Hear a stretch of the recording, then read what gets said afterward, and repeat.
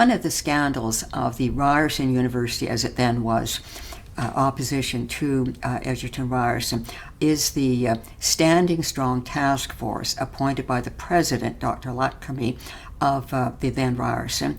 And it had not one expert on Ryerson on it.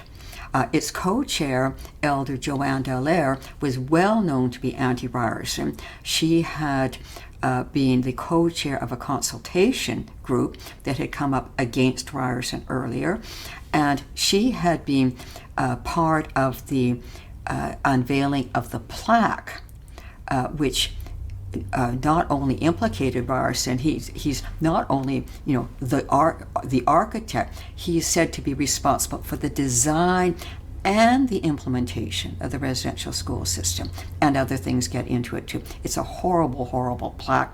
It was unveiled by the president with other people, a vice president of equity.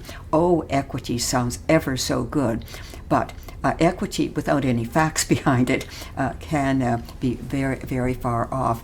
And so the so-called Standing Strong Task Force was standing wrong on so many things. They did one very odd thing. They put good things about Ryerson in an appendix, Appendix D, and it outlines all kinds of good things, and then it's completely ignored when you get to the recommendations. You get to the recommendations and they're all negative.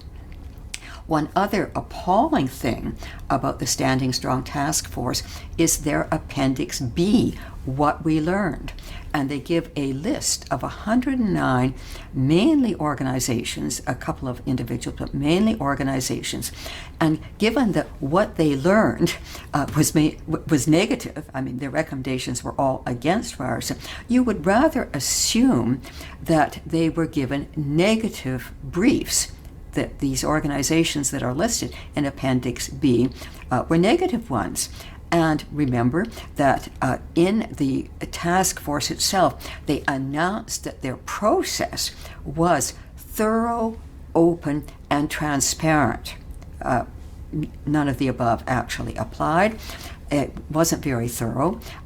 Open, well, actually some of their meetings were very secret. Transparent. I tried to get copies of the briefs after the task force had reported. Now, normally commissions release their briefs as part of the process. I was told that they would become available later after they had been redacted. Redacted means blackened out of all identifying information. This is just nuts.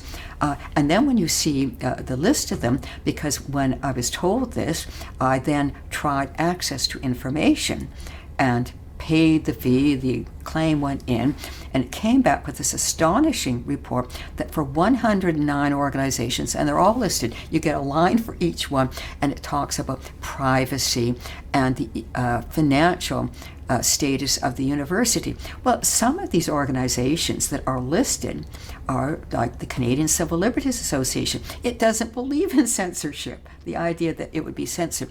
Some of them were, this is the Ryerson family. I don't know of any Ryerson family members who did send them a brief, but they would certainly want it to be known if they did. I mean, they're pro-Ryerson. Why would they want it to be hidden? And then you have all kinds of organizations, some of them Indigenous ones, and CUPE, Canadian Union of Public Employees, OPSU. Unions, these are major unions that have competent staff. They don't do things on the sly. If they do a brief, it's probably going to be a competent one. It would certainly be one that they would want to be open. They even crossed out the names of the two individuals sent briefs who are listed. One, the city councillor for the area in which the then Ryerson University was, and the other, the MPP for the area. And when I contacted them, they sent me their briefs immediately. Why wouldn't they? They're public officials. They do their work in public. But even then, the Ryerson University wouldn't release them because because their process is thorough, open, and transparent, meaning none of the above. It's just an appalling a step for our university to take. Basically, they're in favor of censorship.